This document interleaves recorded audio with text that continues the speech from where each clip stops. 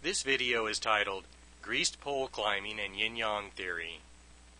Yin Yang Theory is a theory about the universe that was developed in Asia.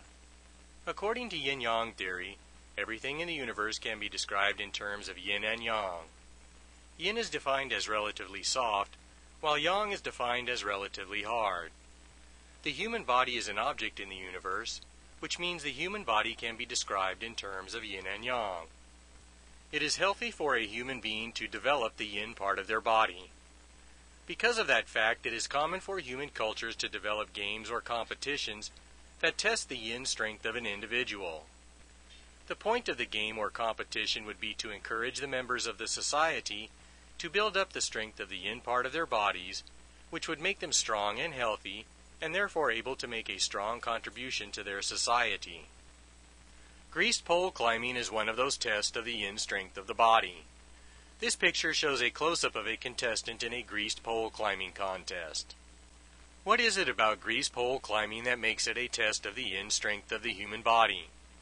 According to Happeh Theory, it is because the man is gripping or crushing the pole between both halves of his body.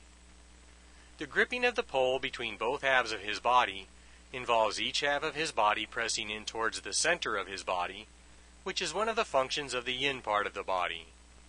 The yin part of the body is being used whenever both halves of the body are pressing in towards the center of the body. A more clear example of using the yin power of the body in this fashion is presented by this picture of a baby holding something between its feet. The foot on each half of the baby's body is pressing in towards the center of the body to hold on to the object between them, like both halves of the example man's body are pressing inwards on the pole to hold the pole. The close-up picture of the contestant in the greased pole climbing contest can be used to highlight which parts of the arms are yin and which parts of the arms are yang. The part of the right arm outlined in this picture is the yang part of the right arm. The yin part of the right arm is the area outlined in this picture. The yang part of the left arm is outlined in this picture, and the yin part of the left arm is outlined in this picture. According to Happeh Theory, the yin part of the arm can be visualized as something bulky and soft like a marshmallow. The yang part of the arm could be visualized as anything hard, such as the steel tubing shown in this picture. The hard yang parts of the body behave as if they are pressed into the soft yin parts of the body, like pressing a hard pipe into a soft marshmallow. This picture shows a rectangle labeled yin beneath a rectangle labeled yang. The hard yang part of the body can be visualized as being pushed down into the soft yin part of the body. This picture shows the hard yang rectangle embedded in the soft yin rectangle. The next picture compares the two rectangles showing how yang behaves like it is embedded in yin to the picture of the example man's arms. The viewer is encouraged to try and visualize the parts of the arm labeled yang as being embedded in the parts of the arm labeled yin. It will be helpful to feel the same areas of your own arm that are highlighted in the picture, so you can connect the sensations of your body to the areas of the picture labeled yin and yang. The body of a human being with strong yin will have a certain appearance. That is because development of the yin part of the human body causes certain physical changes to take place in the body. One of the characteristics of a strong yin part of the body is a forehead with a strong or bulging look like the example man's. Another characteristic of strong yin development is eyes that have a squinty look to them.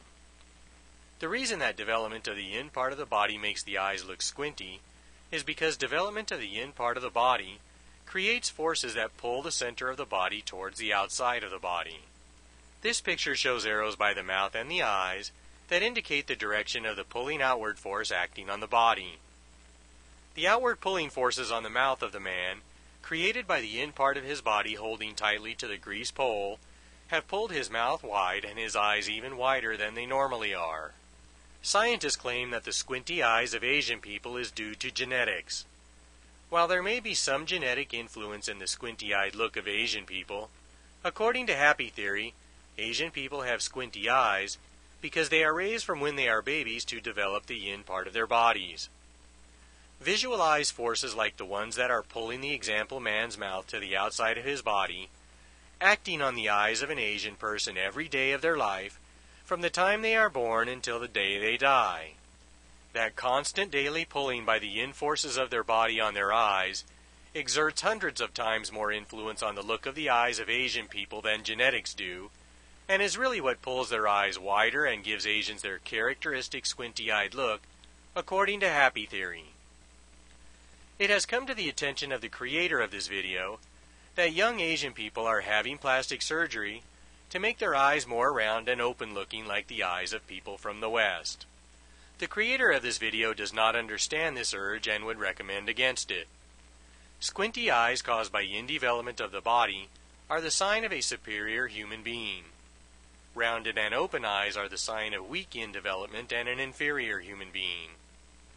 Why would anyone want to have surgery to make themselves look like an inferior human being? That is what Asian people are doing when they have surgery to make their squinty eyes look round like the eyes of people of the West.